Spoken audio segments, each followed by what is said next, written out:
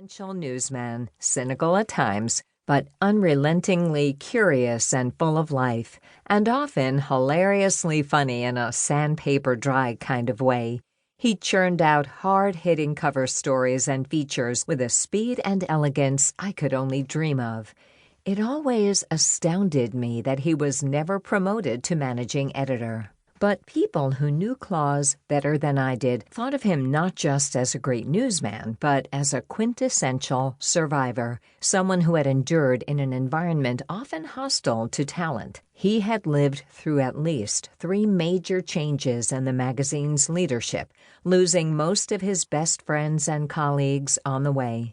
At home, 2 of his children succumbed to incurable illnesses, and a third was killed in a traffic accident. Despite all this, or maybe because of it, he milled around the newsroom day after day, mentoring the cub reporters, talking about the novels he was writing, always looking forward to what the future held for him. Why do some people suffer real hardships and not falter? Claus Schmidt could have reacted very differently. We've all seen that happen. One person cannot seem to get the confidence back after a layoff. Another, persistently depressed, takes a few years off from life after her divorce.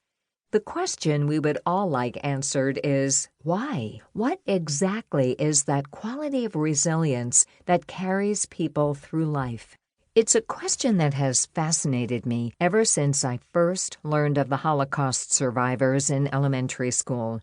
In college and later in my studies as an affiliate scholar at the Boston Psychoanalytic Society and Institute, I returned to the subject.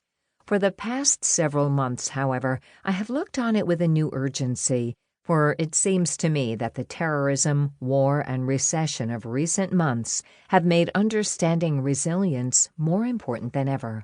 I have considered both the nature of individual resilience and what makes some organizations as a whole more resilient than others.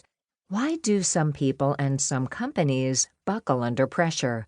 And what makes others bend and ultimately bounce back?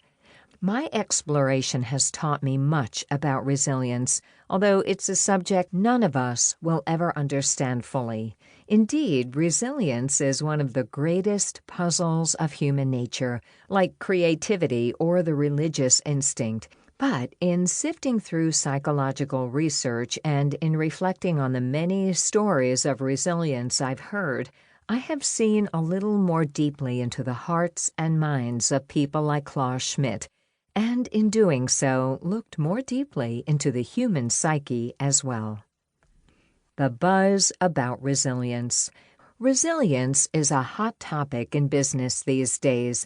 Not long ago, I was talking to a senior partner at a respected consulting firm about how to land the very best MBAs, the name of the game in that particular industry.